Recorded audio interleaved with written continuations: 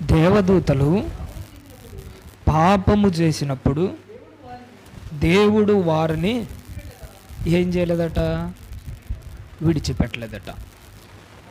చాలు దేవదూతలు పాపం చేసిన తర్వాత దేవుడు వాటిని ఏం చేయట్లేదట, విడిచిపెట్టలేదట.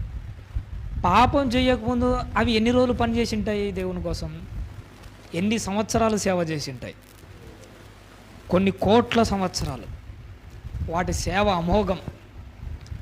పాపం చేయకముందు దేవదూతలు చేసిన సేవ కొన్ని కోట్ల సంవత్సరాలు.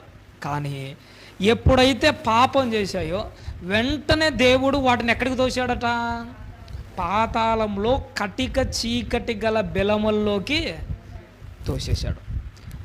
ఇక్కడ మనం ఆలోచించాల్సిన గొప్ప విషయం ఏంటంటే, ఈరోజు తప్పు చేసి కటిక చీకటి గల బెలముల్లోకి అవి త్రోయబడ్డాయి కదా. ఇంతకుముందు చేసిన ఆ నీతి క్రియలు కానీ, ఇంతకుముందు చేసిన సేవా పరిచర్య కానీ, ఇప్పుడు పాపం చేసి నరకానికి పోయే టైంలో వీటిని ఏమైనా కాపాడాయా? ఆ నీతి క్రియలు, ఆ పరిశుద్ధమైన పనులు, అంతకుముందు చేసిన సేవ అస్సలు కాపాడరు.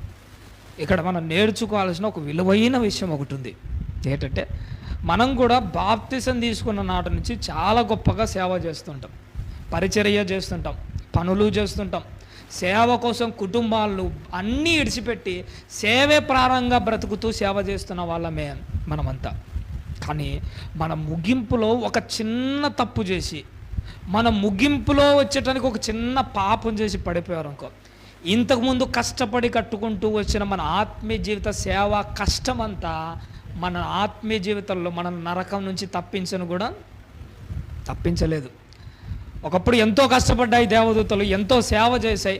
అంత సేవ చేసినా పాపం చేసిన తర్వాత వీటిని నరకం నుంచి ఆ సేవ తప్పించలేకపోయింది. నువ్వు కూడా ఇంతకుముందు చేసిన సేవ కానీ, ఇంతకుముందు చేసిన పరిచర్య కానీ, ఒకసారి తప్పు చేసి దేవుడికి దూరమై నరకానికి పోయే టైంలో ఇంతకుముందు నువ్వు పడిన నీతి క్రియలు, ఆ కష్టము నిన్ను కాపాడలేదు. కాబట్టి పడిపోకుండా ఏం చేయాలి, జాగ్రత్తగా ఉండాలి. మన కష్టం వృధా కాకుండా చూసుకోవాలి. దేవుని కోసం మనం పడ్డాము శ్రమ, ఇంతవరకు ఎంతో చేశాం, కానీ ఆ శ్రమ వృధా కాకూడదంటే మన కొనసాగిస్తూ వస్తున్న రహస్యమైన పాపాలను ఏం చేయాలి, వదిలేసుకోవాలి. లోకంలో ఒక సామెత ఉంది, ఇది ఒకటి చెప్పి నేను ముగిస్తాను. లోకంలో ఉన్న సామెత ఏంటంటే, చాప కింద నీరులా సాగుతున్నాడు అంటారు. అంటే ఏంటంటే, చాప పైకి మాత్రం బాగా కనపడుతుంది, దాని కింద నీళ్ళు ఎలా పారుతుంటాయి తెలుసా, కనిపించకుండా చాప కింద నీరులా పారుతుంది. ఈ మధ్యకాలంలో క్రైస్తవ జీవితాలు కూడా ఎట్ట తయారైపోయినట్టే, పైకి మాత్రం పరిశుద్ధులుగా కనబడుతూ మన రహస్య జీవితాలు ఒకటి ఉంటాయి, అవి చాప కింద నీరులా ఇంకా కంటిన్యూ చేసుకుంటూనే బ్రతుకుతూ ఉంటాం. ఈ చాప కింద నీరులా సాగుతున్న మన రహస్య జీవితమే ఒకప్పుడు మనం చేస్తున్న నీతి క్రియల అన్నిటి విషయంలో నుంచి వాటన్నిటిని పక్కన పెట్టి నరకం నుంచి వాటిని కాపాడలేనంత స్థాయికి మనల్ని దిగదార్చి పెడతాడు. అనిల్ అన్న ఎప్పుడూ ఒక మాట అంటుంటాడు.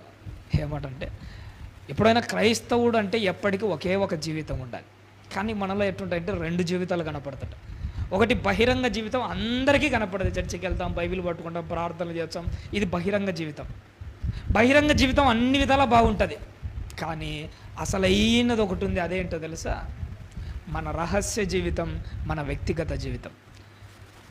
ఈ 2 జీవితాలలో ఒకటి బహిరంగ జీవితంలో బాగుండం, కానీ మన వ్యక్తిగత జీవితం, రహస్య జీవితం వేరొకటి ఉంటుంది. ఎవడో ఒక అమ్మాయితో మాట్లాడడం కానీ, లేదంటే ఒక అమ్మాయితో చాటింగ్లు చేయడం కానీ, ఒక అక్రమ సంబంధాలు పెట్టుకోవడం కానీ, అది మన రహస్య జీవితం.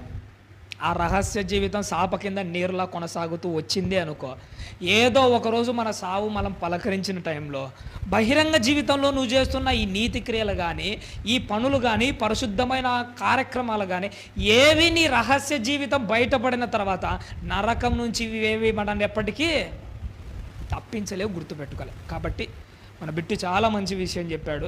దేవదూతల్ని అంత పని చేసిన, కొన్ని కోట్ల సంవత్సరాలు సేవ చేసే, అంత కష్టపడిన దాళ్ళని ఇడిచిపెట్టలేదంటే మనల్ని అస్సలు ఇడిచిపెట్టడు. దేవుని న్యాయమైన తీర్పు రోజు నువ్వు నేను తలదించుకోక ఆ రోజు తప్పదు ప్రభనదేను. కాబట్టి జాగ్రత్తగా ఉందాము, పరిశుద్ధంగా ఉందాము, రహస్య జీవితాలు ఏవి లేకుండా చక్కగా దేవుడు అనుకున్నట్టుగానే బ్రతికేద్దాం.